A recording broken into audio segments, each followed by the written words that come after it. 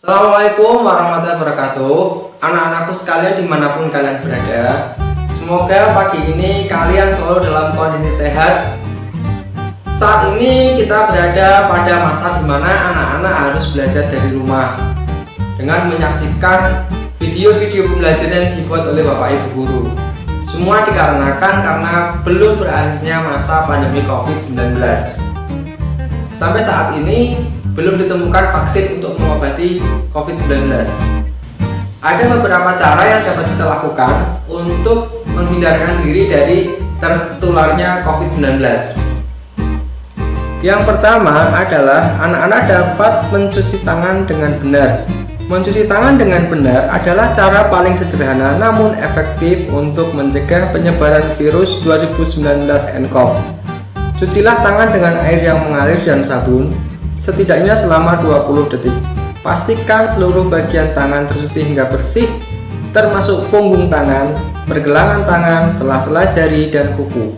Setelah itu, keringkan tangan menggunakan tisu, handuk bersih, atau mesin pengering tangan. Hal kedua yang dapat kita lakukan adalah menggunakan masker. Ketika melepaskan masker dari wajah, baik masker bedah maupun masker N95, hindari menyentuh bagian depan masker, sebab bagian tersebut penuh dengan kuman yang menempel. Setelah melepas masker, cucilah tangan dengan sabun atau hand sanitizer, agar tangan bersih dari kuman yang menempel. Cara yang ketiga adalah menjaga daya tahan tubuh. Daya tahan tubuh yang kuat dapat mencegah munculnya berbagai macam penyakit. Untuk menjaga dan meningkatkan daya tahan tubuh, kalian disarankan untuk mengkonsumsi makanan sehat seperti sayuran dan buah-buahan, dan makanan berprotein seperti telur, ikan, dan daging tanpa lemak.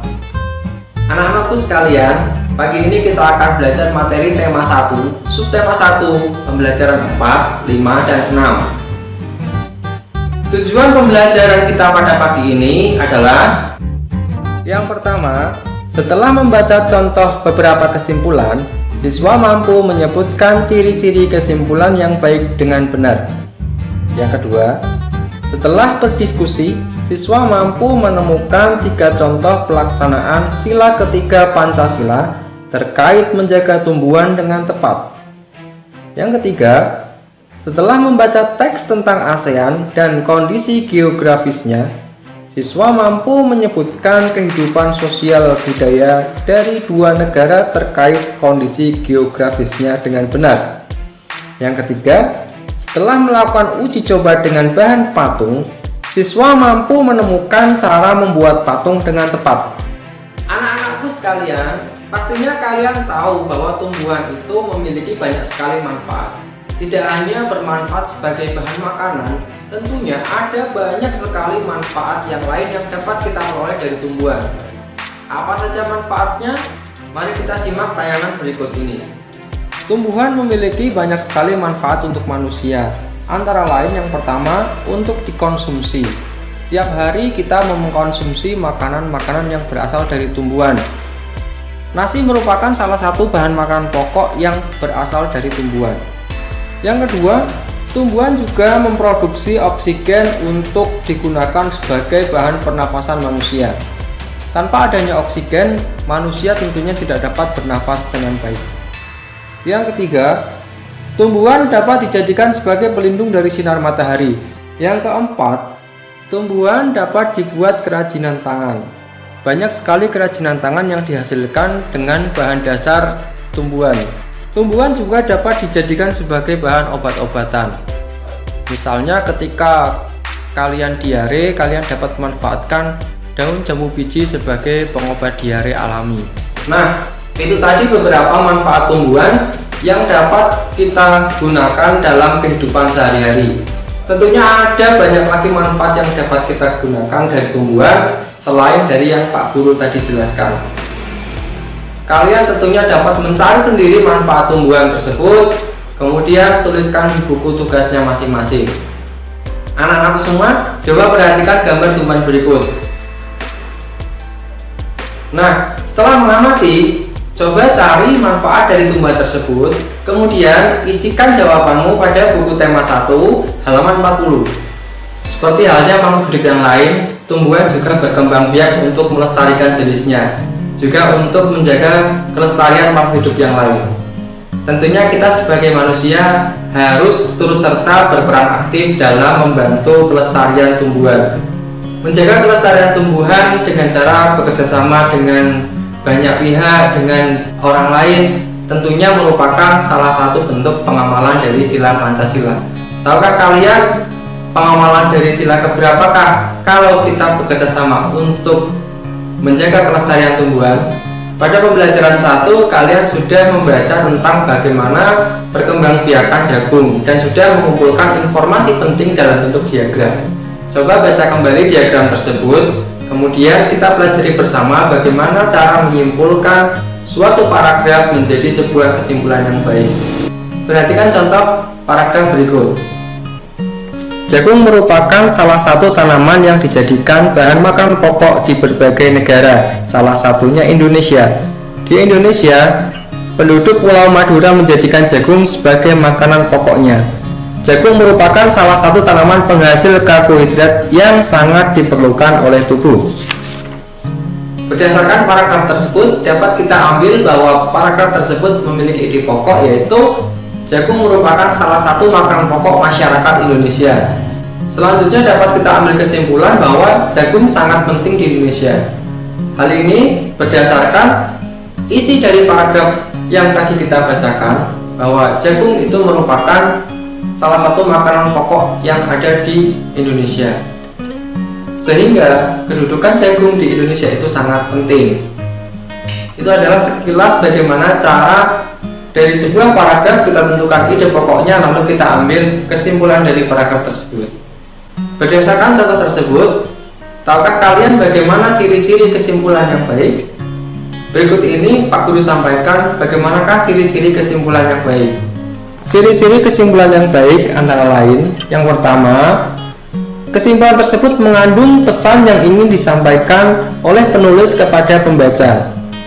Yang kedua, kesimpulan tersebut merupakan intisari dari sebuah tulisan atau paragraf. Yang ketiga, cara mengambil kesimpulan dimulai dari pernyataan yang bersifat khusus menuju pernyataan yang bersifat umum. Yang keempat, untuk mengambil suatu kesimpulan menggunakan kosakata baku. Yang kelima, suatu pernyataan yang dibuat berdasarkan ide pokok dan kata kunci dari kalimat penjelas dengan kalimat sendiri. Nah, sekarang kalian sudah tahu bukan bagaimana caranya mengambil kesimpulan yang baik? Anak-anakku semua, tumbuhan merupakan sahabat kita semua. Tanpa adanya tumbuhan, tentu saja kelangsungan kehidupan manusia maupun makhluk hidup lain yang ada di muka bumi ini tentunya akan terancam. Dan tentu saja tanpa adanya tumbuhan, kita semua akan mengalami kepunahan. Oleh sebab itu, sudah menjadi kewajiban kita untuk merawat dan menjaga tumbuhan. Terkadang kita tidak bisa merawat dan menjaga tumbuhan itu dengan sendiri. Kita butuh bantuan dari orang lain. Kita butuh bekerja sama dengan orang lain. Nah, bekerja sama merupakan salah satu bentuk pengamalan dari sila-sila Pancasila. Kalian tahu sila keberapa? Ya, tepat sekali. Sila ketiga, Persatuan Indonesia. Dengan bersatu, masing-masing elemen masyarakat bersatu sesuai dengan fungsinya masing-masing. Kita berperan aktif untuk menjaga kelestarian tumbuhan, mulai dari dalam rumah kita sendiri, di lingkungan kita sendiri. Tentunya semua itu akan membantu menjamin kelestarian tumbuhan itu sendiri. Coba sekarang amati gambar yang ada pada bukumu halaman 43. Selanjutnya, tuliskan jalan cerita yang sesuai dengan gambar tersebut pada lembar jawab yang tersedia. Setelah selesai mengisi, tentunya kalian dapat menyimpulkan sikap atau perilaku yang ada pada gambar tersebut sesuai dengan pengamalan sila-sila Pancasila. Nah, sesuai dengan pengamalan sila keberapakah sikap yang ada pada gambar tersebut? Ya, tepat sekali.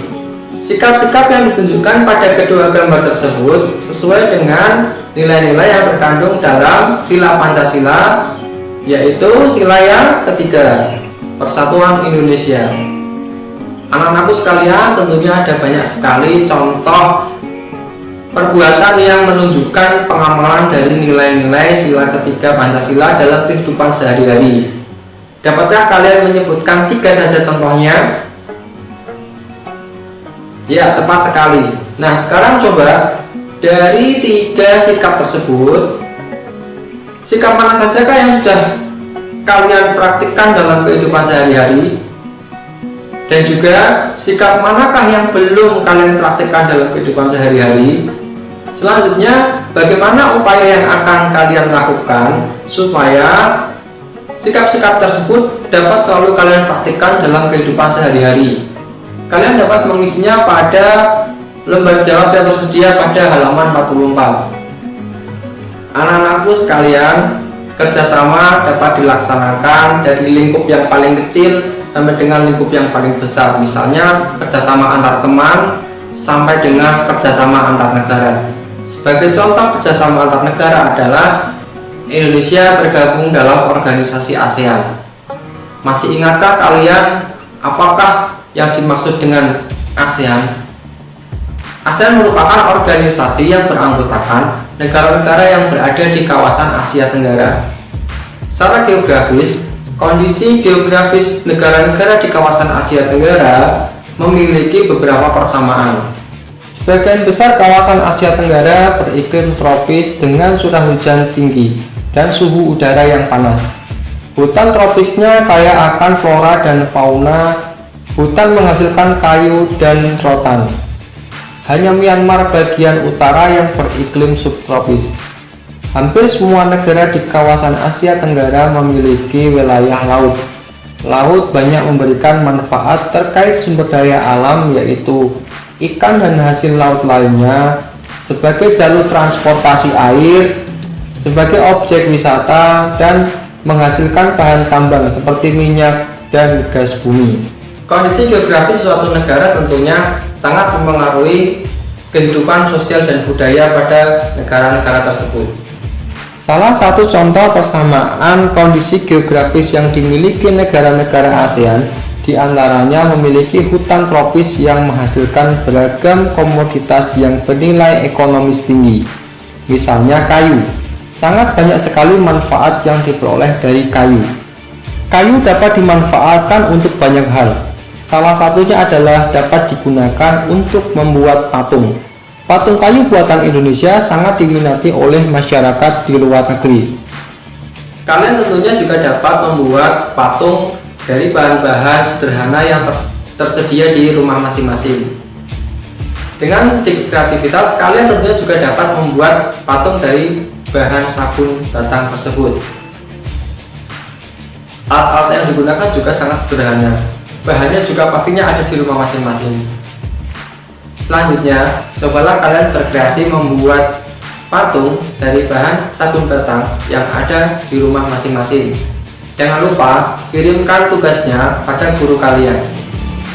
Nah, setelah kita belajar hari ini, tentunya kalian semakin menyadari betapa pentingnya manfaat tumbuhan bagi manusia. Begitu banyak manfaat yang diberikan oleh tumbuhan untuk kelangsungan hidup manusia. Selanjutnya, kita sebagai manusia berkewajiban untuk menjaga kelestarian tumbuhan dengan cara bekerja sama untuk saling melestarikan tumbuhan yang ada di sekitar kita. Bekerja sama merupakan contoh pengamalan dari sila ketiga Pancasila. Artinya dengan kita bekerja sama, kita sudah melaksanakan atau mengamalkan sila ketiga Pancasila Persatuan Indonesia.